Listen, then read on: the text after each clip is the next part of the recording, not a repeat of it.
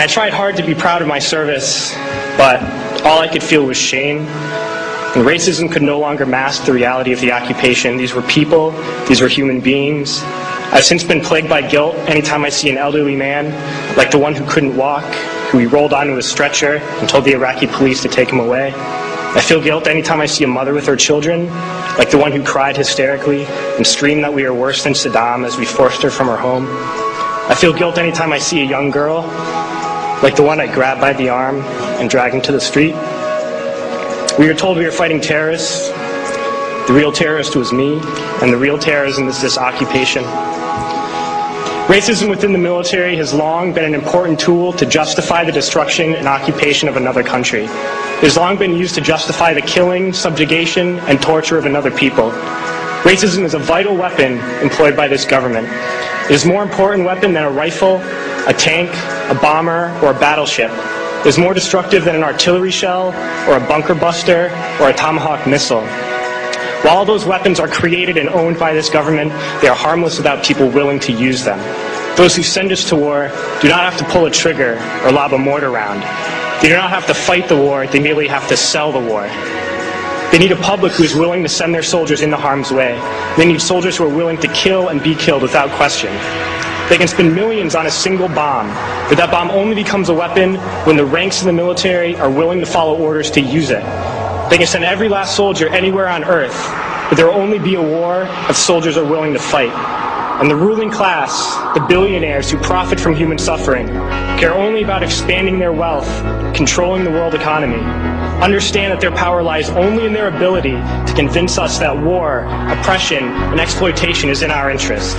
They understand that their wealth is dependent on their ability to convince the working class to die to control the market of another country. And convincing us to kill and die is based on their ability to make us think that we are somehow superior.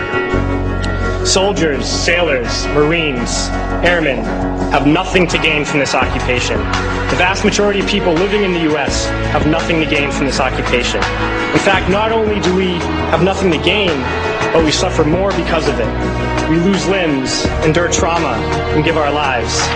Our families have to watch flag-draped coffins lowered into the earth. Millions in this country without health care, jobs, or access to education must watch this government squander over $450 million a day on this occupation.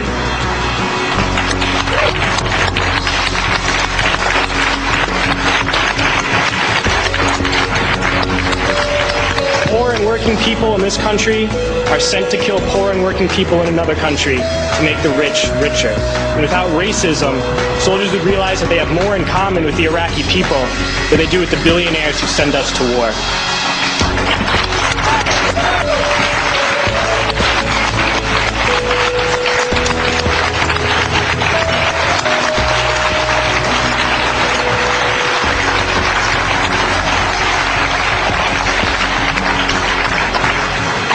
I threw families onto the street in Iraq, only to come home and find families thrown onto the street in this country, in this tragic and unnecessary foreclosure crisis.